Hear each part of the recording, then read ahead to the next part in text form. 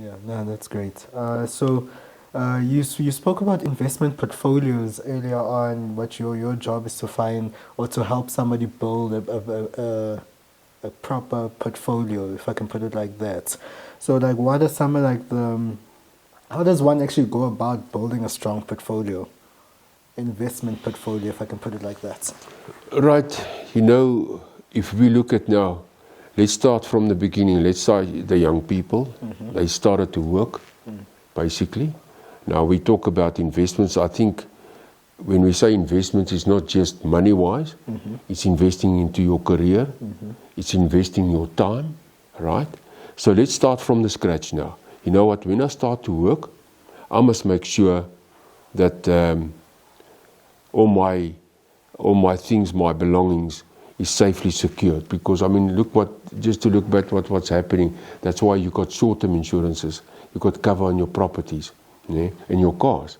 A lot of people say, I buy a car, don't worry to cover it under the insurance side. But look at the houses that the guys lost now in KZN with the floods. So you have to make sure that my property is secure. That's my investment. I have to look after my investment. And the cheapest way to insure yourself is to buy a policy, to buy insurance policy.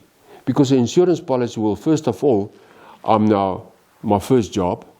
I don't actually need a life cover because I've got a girlfriend and she doesn't want that R1,000,000 or whatever. But I need an income protector. What will happen if I get sick for 7 days? Or maybe what will happen now with COVID, what we're running into the pandemic, what will happen if I'm off my job for 6 months? So you know what, there's a lot of your sick leave pay will maybe 3 days in a month or whatever, or a year that you get sick leave pay. Your sick leave pay will not be enough.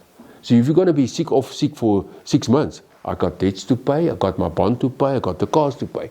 So invest in yourself that you can make sure you got an income cover to protect yourself that. And then, that's still, you can recover from a sickness bed, but what will happen if I lose my arm or my leg or I can't work actually? Now we talk about a long scenario. Maybe talk about the next 40 years. So make sure you got a lump sum disability or a cover that can give you income. I had a couple of cancer claims now, the last couple of months.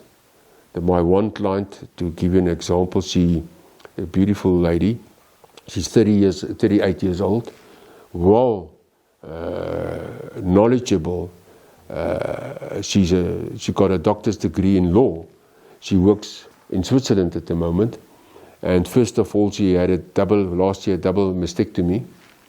And that's great. It's bad for a beautiful girl like that. So, and then, beginning of the year, she had cancer in her arm. And you know what? She's earning 3.2 million a year. For that age, it's any bigger geld. It's a lot of money. But luckily, you know what? I paid her out about 14 million for cancer, rare disease cancer, different cancers. And the first cancer we handled about 9 million, and now I paid it out for the second cancers. So, and I'm busy working on our income protector side now as well. That we will cover up to the age of 66. I specifically work with the professional guys. We call it the Professional Provident Society. They built up it's a platform for guys that's got a 4-year degree qualification, your honors or masters or whatever, and they protect. They've been in the market from 1942 already, in the market for years. It's specifically to cover you up when you lose that.